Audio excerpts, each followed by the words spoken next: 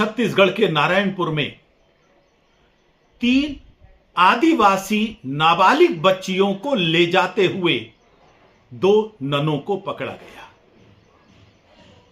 Police ने आरोप लगाया है कि वे मानव तस्करी कर रही है, अवैध धर्मांतरण कर रही है और इन दोनों अपराधों के अंदर इनको गिरफ्तार किया गया।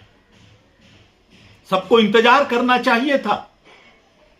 मामला अदालत में है, पुलिस को अपनी कार्यवाही करने देनी चाहिए थी, लेकिन वहां के प्रशासन और वहां की पुलिस पर दबाव बनाने के लिए संपूर्ण हिंदू विरोधी इकोसिस्टम खड़ा हो गया।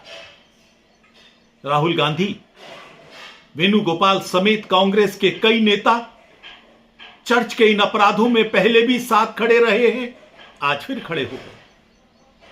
कल संसद परिसर में कांग्रेस के कुछ सांसदों ने प्रदर्शन भी किया। चर्च के साथ इस तरह से खड़ा होना यह कोई इनके लिए नई बात नहीं है, लेकिन यदि इनको चिंता है आदिवासी समाज की, यदि इनको चिंता है भारत की, यदि इनको चिंता है हिंदू समाज की, तो इन्हें विरोध करना चाहिए था चर्च की गतिविधियों का और वहां के प्रशासन को छूट देनी चाहिए थी। प्रशासन कार्यवाही करे यदि ये गलती पर है, लेकिन दुर्भाग्य से ये इकोसिस्टम के अलावा कुछ पादरी भी इनके पक्ष में आए। पादरियों का आना समझ में आता है, हर पाप में ये साथ में आए हैं। जिस समय 2018 में रांची के निर्मल हृदय अनाथ आश्रम से 280 बच्चों के गायब होने का आरोप लगा था, तब भी इसी तरह से चर्च और हिंदू विरोधी इकोसिस्टम साथ खड़ा हुआ दिखाई दिया था। मानव तस्करी का आरोप पहली बार नहीं लग रहा है, कई बार इन पर आरोप लगे हैं और इन पर अपराध सिद्ध भी हुए हैं। और जब भी पकड़े गए हैं, इन्होंने हिंदू संगठनों पर, हिंदू समाज पर झूठे आरोप लगाए हैं, जैसा इस बार लगाया है। मैं केवल स्मरण दिलाना चाहता हूं, एक बार ऐसे ही आरोप लगाए थे, गृह मंत्रालय ने जांच की थी और यह पाया था वो सारे आरोप झूठे हैं, ये अपराधी हैं। सारा हिंदू समाज इस समय गुस्से में है। वनवासी समाज का आक्रोश झारखंड की, छत्तीसगढ़ की सड़कों पर दिखाई दे रहा है। मेरी अपील है भारत के समस्त राजनेताओं से, वे अपराधियों के साथ ना खड़े हो, कानून को अपना काम करने दे।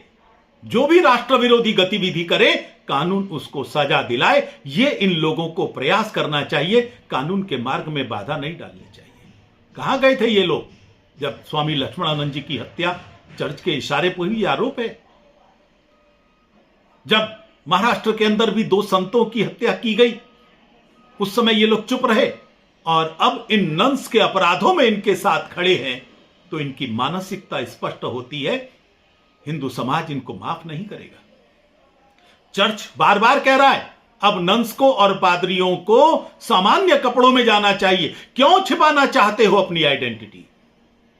केवल चोर छिपाता है अपने आप को, अंधेरे में चोरी करता है। तो इसलिए इनके अपराध सर चढ़कर बोल रहे हैं, इनको विचार करना चाहिए। अगर सेवा करनी है, सेवा की आड़ में धर्मांतरण करना है, क्यों नहीं मुस्लिम बस्तियों में जाते?